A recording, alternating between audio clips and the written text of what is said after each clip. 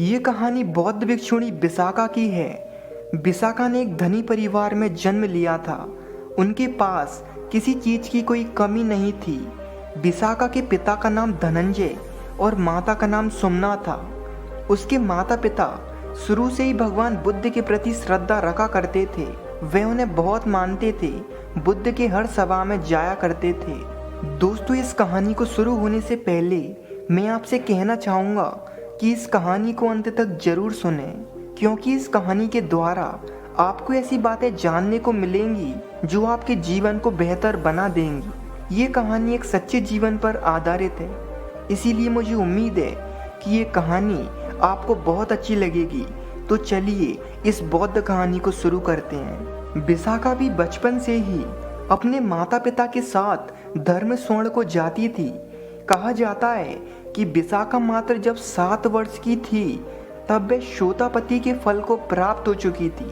शोतापति का अर्थ होता है ध्यान की धारा में बह जाना, यानी स्वयं को छोड़ देना उस अस्तित्व के हाथों में जहां इंसान को किसी की चिंता नहीं होती। वे अपनी मस्ती में डूबा रहता है और अपने आप में डूबा रहता है। मनुष्य जब ही अध्यात्म की यात्रा पर चल सकता है जब वे शोतापति को उपलब्ध हो जाए। ये मनुष्य के जीवन के अति महत्वपूर्ण पड़ाव हैं। मनुष्य के शरीर को 7 चक्रों में विभाजित किया जाए तो ये तीसरा महत्वपूर्ण मणिपुर चक्र होता है। पहले 2 चक्र तक तो प्रकृति अपना काम करती है, उत्पत्ति, भय और क्रोध, जो जीवन के अभिन्न अंग हैं। मणिपुर, जिसे हिंदुओं ने उसे सचमुच बहुत ही सुंदर नाम दिया है, वह सच में मणि होता है। यह मनुष्य के अंदर का भाग्य खोल देता है। वह बंद होता है बिना गुरु के सहयोग के। वह कभी नहीं खुलता, पर जिसका खुल गया वह समाज की नज़रों में आपको पागल सा लगेगा।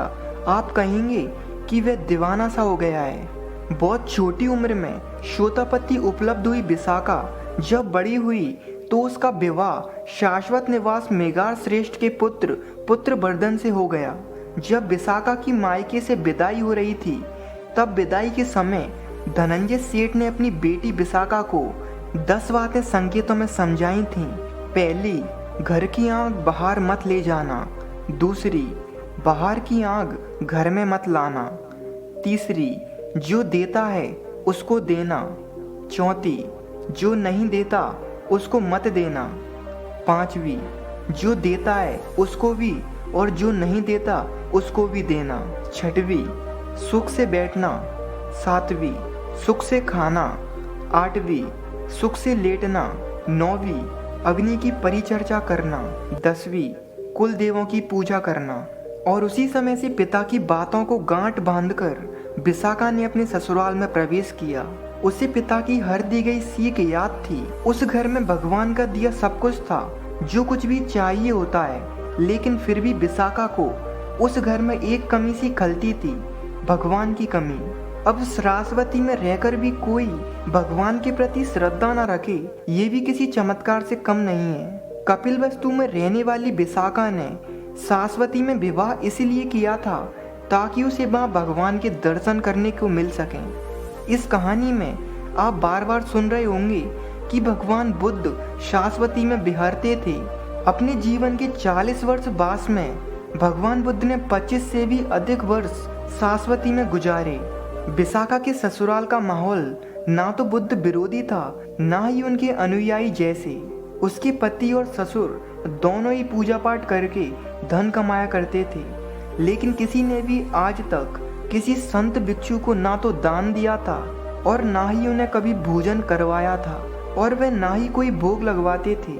उन लोगों ने आज तक वहाँ पर कोई भी कुआं नहीं बनवाया था, ना कोई बावड़ी बनवाई थी और ना ही कोई धर्मशाला।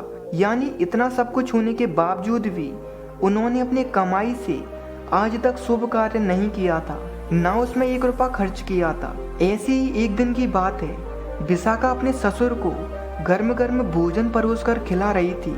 मेघार महेश सोने चांदी के बर्तनों में ही भोजन किया करते थे। तभी वहाँ एक बौद्ध भिक्षु भिक्षा मांगने आ जाता है।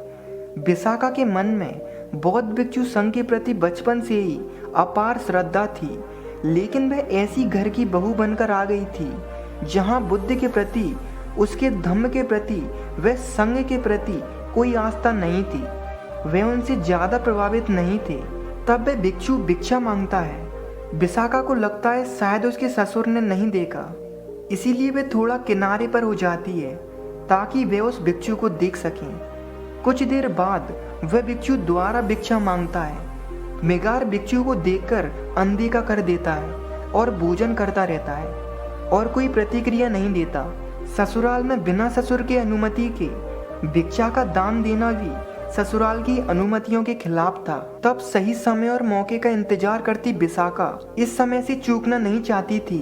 उसने बौद्ध भिक्षु की तरफ देखकर उससे कहा कि भिक्षु, और कोई घर देखो, मेरे ससुर तो बासी भोजन खा रहे हैं, आप आगे जाओ। ये बात उसने इतने जोर से कही थी कि उसके ससुर के कानों तक पहुंच जाए। ससुर ने विशाखा की ये बात सुनी तो वह क्रोध से भर उठता है और अपनी बहू विशाखा को खूब भला बुरा सुनाने लगता है। मेगार विशाखा से कहता है कि तुम हमारे घर की बदू हो और सबके सामने हमारी बदनामी करवा रही हो, और घर आए भिक्षु को बिना भिक्षा दिए घर से वापस भेज देती हो। ये हमारी मर्यादा के खिलाफ है। मेगार विशाखा पर बहुत क्रोधित हो जाता है और क्रोध में आकर पंचायत और विशाखा के माता पिता को इकट्ठा कर लेता है। मेगार पंचायत में कहता है कि मेरी बहू ने मेरे कुल का अनादर किया है, उसने मेरे ही सामने मेरा ही अपमान किया है। उसने एक बौद्ध भिक्षु को ये कहकर घर से वापस भेज दिया कि मेरा ससुर बासा खाना खाता है। आप पंच इसका फैसला करो और जो भी घर जाना होगा मैं उसे मान लूँगा। मुझे मेरे पुत्र वधू से तलाक चाहिए, इसके माता पिता भी यहीं हैं। इतना कहकर वह रोने लगता है। मेगार को रोते देख पंचायत ने विशाखा से पूछा कि बेटी, तुम सुशील हो, संस्कारी हो, उच्च कुल की हो, पढ़ी लिखी हो। जहाँ बहू अपने ससुर की सेवा करना तो दूर की बात है, उनका मान सम्मान तक नहीं कर सकती। जब आप जैसी पढ़ी लिखी लड़की इस प्रकार से करेगी, अच्छा आचरण नहीं अपनाएगी, तो हम बाकी सबसे क्या उम्मीद रख सकते हैं? तुम बताओ, क्या तुमने सच में ऐसा कहा था कि मेरे ससुर तो बासी भोजन कर रहे हैं? जब जवाब देते हुए विशाखा दोनों हाथों को जोड़कर कहती है कि पंच तो भगवान के तुल्य हैं। मैं आपसे कुछ झूठ नहीं कहूँगी, ये सत्य है कि मैंने ये कहा, लेकिन क्यों कहा वह भी तो जान लेना चाहिए। हमारे घर में सब कुछ है जो किसी व्यक्ति को चाहिए, धन दौलत, जेवर, घर, सुख सुविधा का वह हर सामान जो सबको चाहिए होता है। किसी चीज़ की कोई कमी नहीं है, सब धन्य धान से भरा हुआ है। भगवान ने सब कुछ दिया है, लेकिन इसके बदले हमारे ससुर जी कभी कोई दान, कभी कोई दक्षिणा, कोई मंदिर, कोई कुआ बावड़ी, कोई भोज आदि कुछ नहीं कराते। फिर ये सब मिला कहाँ से? यह किसी जन्म की कोई कमाई होगी जिसे इस जन्म में ये उपयोग कर रहे हैं। कुछ बोया होगा पिछले किसी जन्म में जिसे इस जन्म में काट रहे हैं, वरना तो इन्होंने इस जन्म में तो कोई ऐसा काम नहीं किया जिसके बदले ये सुख वैभव भोग रहे हैं। तो आप ही कहें कि मैंने ये क्या गलत कह दिया? मैंने तो उस बौद्ध भिक्षु से केवल इतना ही कहा कि मेरे ससुर बासी खाना खा रहे हैं। तब आप लोग ही बताइए कि मैं कहाँ पर गलत हूँ, मैंने क्या गलत बोला? विशाखा की ये बात सुनकर पंचायत उसकी प्रशंसा करने लगती है कि तुम्हारी संपत्ति पर तुम्हारी बहू का भी कुछ अधिकार है या नहीं। यदि है तो उसे उसमें से कुछ अपने धर्म के हिसाब से खर्च करने की आज्ञा दीजिए, क्योंकि आपकी बहू आपका अपमान नहीं कर रही थी बल्कि आपको चेता रही थी। तब पंच की बातों को सुन मेगार उनसे कहता है कि केवल यही एक बात नहीं है, और भी बातें हैं जिससे ये ज्ञात होता है कि ये हमारे घर के बहू बनने के काबिल नहीं है। पंचायत ने पूछा जैसे कि? तब मेगार कहता है कि ये मायके से विदाई के समय भी इसके पिता धनंजय सेठ ने इसे हमारे खिलाफ भड़काया था। इसके कानों में कुछ बातें कही थीं जो मैंने सुन लिया था। मैं वहीं खड़ा था पर्दों के पीछे जब इसके पिता इसके कान भर रहे थे। तब पंचायत ने पूछा कि ऐसा क्या कहा था, बताओ। मेगार सेठ कहता है कि इसके पिता ने कहा था घर की आग बाहर मत ले जाना।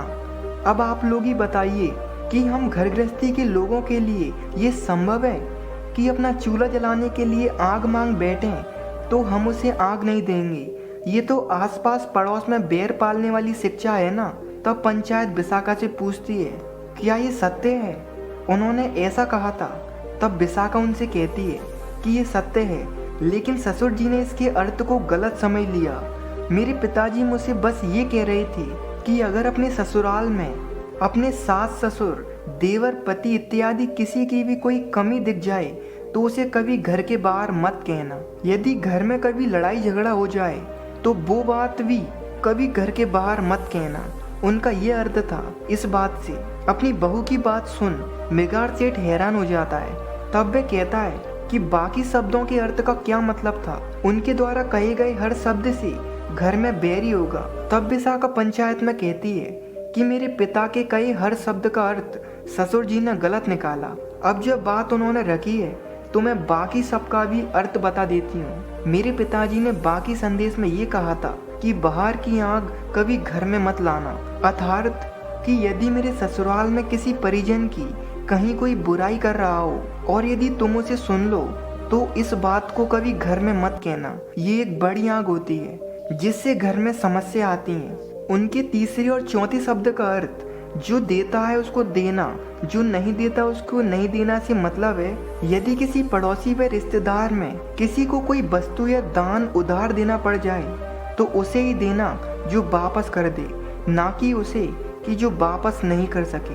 उनके पांचवें शब्द यानी जो देता है उसको भी और जो नहीं देता उसको भी देने से ये मतलब था कि हमारे जीवन में कुछ रिश्ते ऐसे होते हैं जैसे बेटी दामाद, भांजा भांजी, भिक्षु, साधु, इन्हें कभी कोई चीज वापस लेने के मन से नहीं देना बल्कि यह सोचकर देना कि तुम्हें यहाँ बस देना है।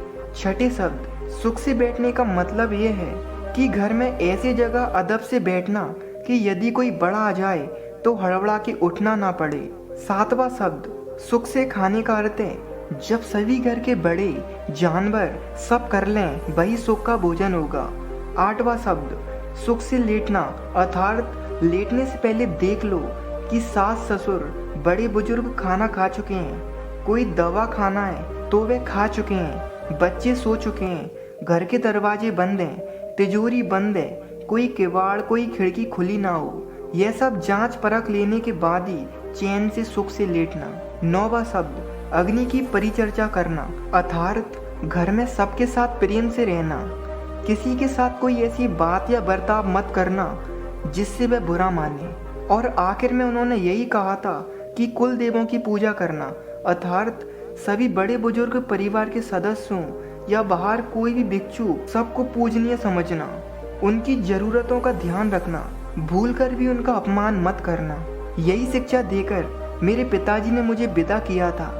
मैंने आज भी ससुर जी का कोई अपमान नहीं किया बल्कि बस यही कहा कि ये सब हर तरह से सुखी हैं, ये जरूर किसी जन्म के पुण्य हैं। ये सब सुन विशाखा के माता पिता उसकी सूझबूझ और समझदारी से प्रसन्न हो जाते हैं कि उनकी बेटी ने उनकी बताई हर शिक्षा का न केवल मान रखा बल्कि उसे याद भी रखा। यहाँ मेगार और सभी लोग ये सब सुन हैरान थे।